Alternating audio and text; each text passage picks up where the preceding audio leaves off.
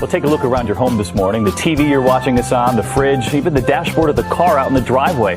There's a pretty good chance that some of those electronics come from Korea, a country about the same size as Kentucky, but it has one of the fastest growing economies in the world. And Juju's just back from Korea and has more on this country's amazing advancement. Absolutely, David. You know, today marks the 60th anniversary of the start of the Korean War. And since then, the Korea has soared from one of the 20 poorest countries in the world to one of the richest 20. And lately, the key are these little tiny microchips, the brains behind most consumer electronics, and they are the driving force behind Korea's high-tech overdrive.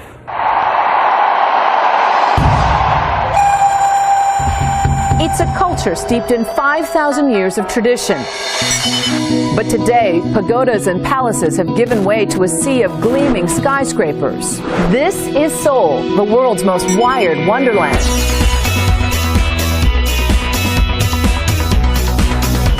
There are so many pioneering things going on here in Korea. 95% of households in South Korea boast broadband internet connection, compared to 60% in the U.S. I'm on it 24/7. Everyone is really obsessed with the most recently released internet gadget. Seoul is a high-tech city dotted with digital screens. They are everywhere, filling over 20,000 internet cafes, and even lining the streets. These are Seoul's new media poles. Large displays offer all kinds of information: maps, news, movie tickets, even an e-photo booth right on the street.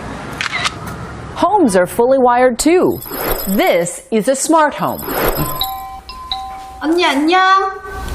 Smart homes are sprouting up all over Seoul, offering what's called the ubiquitous life, the ability to control all major household functions in one central system. Open the door. Open the door. Oh, you can make phone calls from here too? Yeah, phone calls here. Instead of a post-it note, you leave a video Yes. message. And let's talk TVs. Two titans of technology, Korea's Samsung and LG, control about 40% of the global flat-screen TV market, and both rank in the top 5 for sales of cell phones. Their secret? You have to be very speedy. Speedy not only in terms of making the decision to enter into that area, but also speedy in terms of making decision all along the value chain. But competitors still have the edge when it comes to software and design. We're introducing iPhone 4. To take on iPhone, Samsung's Galaxy and LG's Q smartphones recently teamed up with Google's Android software. So armed with prototypes, I set out on the streets of Seoul. First, I set up a coffee date, then paid for my ride right from my smartphone. And by the way, the subways here are all wired too. I can't believe I can watch TV on a subway. My coffee date, Korean megastar actor Lee Byung-hun, another hot Korean export, leading a wave of Korean stars dominating foreign markets. This is our waiter. Our waiter is a robot named Cafero, being tested out in Seoul's cafes. Other robot sites, 310 kindergartens using the iRobi teacher's aid, and hospitals. But today, we're just ordering coffee. What do you have? We have cafe latte, cafe mocha, cafe americano. 2 iced coffee, please. Excellent choice. Why do you think Korean culture is a cultural export now? The passion, I think it influenced everything, like art, like acting, of course, high tech.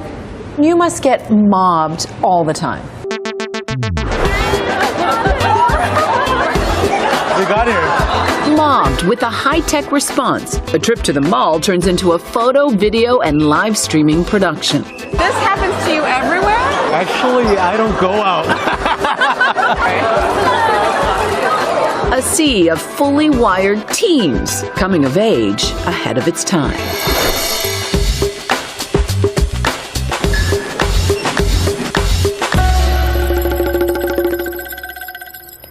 It's really fascinating. I'm sort of curious, though, with all the electronics, does it help to isolate people or sort of bring them together? Well, it is isolating, obviously, and that's the one downside of all the success. There are an estimated 2 million internet addicts in South Korea, in a country of just 49 million. The Culture Ministry is actually working with gaming companies, though, to impose an overnight shutdown for those young, popular games. And I know that you also have the gadgets, but in addition to that, access to the president, a big get.